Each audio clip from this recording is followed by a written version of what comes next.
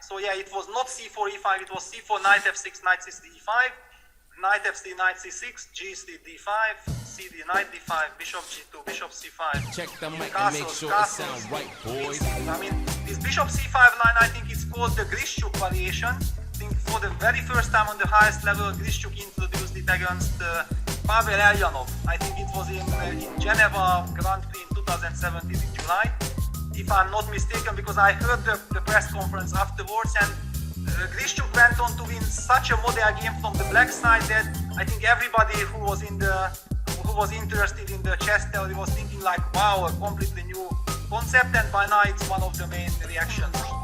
Wow, so there's still so much theory being developed. Peter, let's point out that the move Queen c2 had a trend of taking on d5 and the knight would jump to g5.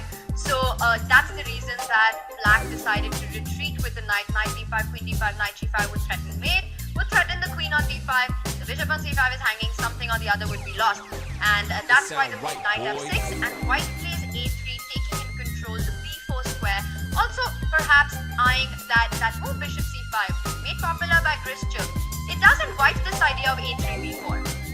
Yes, definitely, and there was a very recent game, Hikaru Nakamura against Andrei Yasipenko in the Berlin Grand Prix. I think it exactly featured this move order.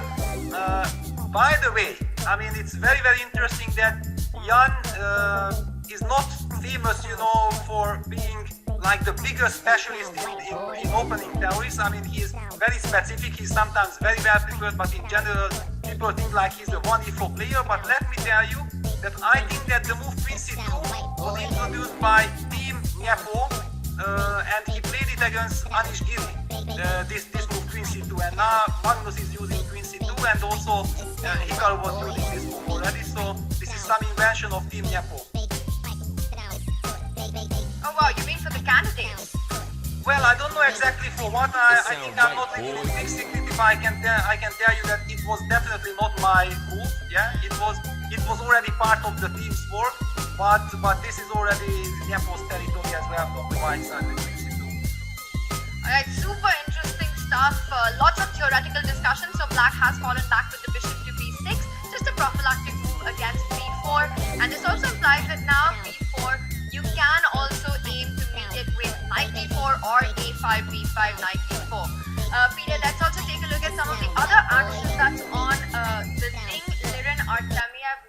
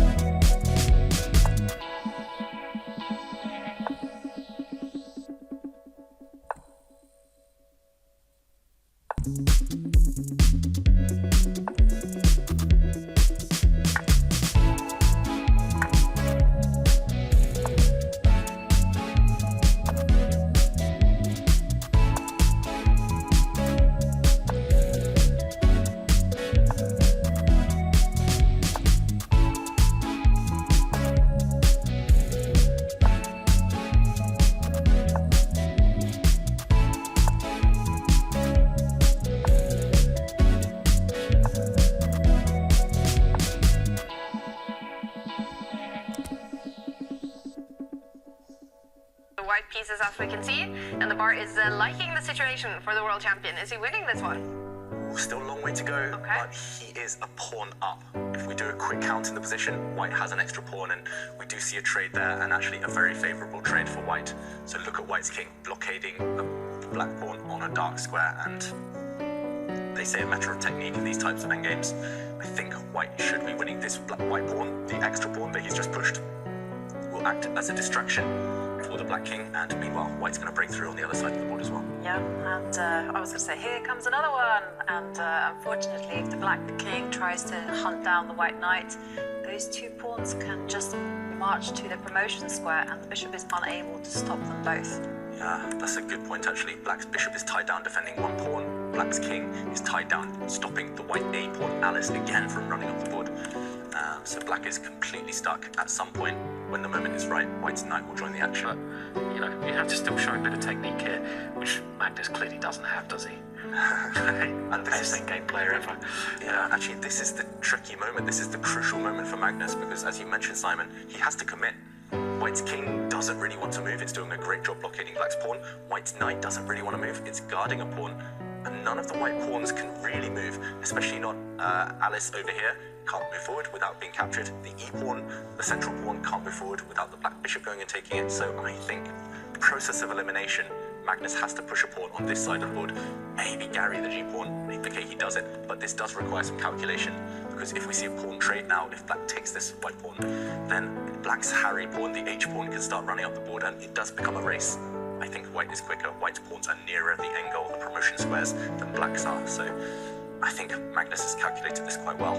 Also, the white king can, at the right moment, if there is a trade, just shuffle across, and the white knight will replace it, sitting on the square it currently occupies. So still some work to be done, but I think Magnus should be able to win this game. Okay, and Black just waits with the pawn. It's kind of like both sides are stuck, and both sides want the opponent to have the move. And Magnus now, again, offering this trade.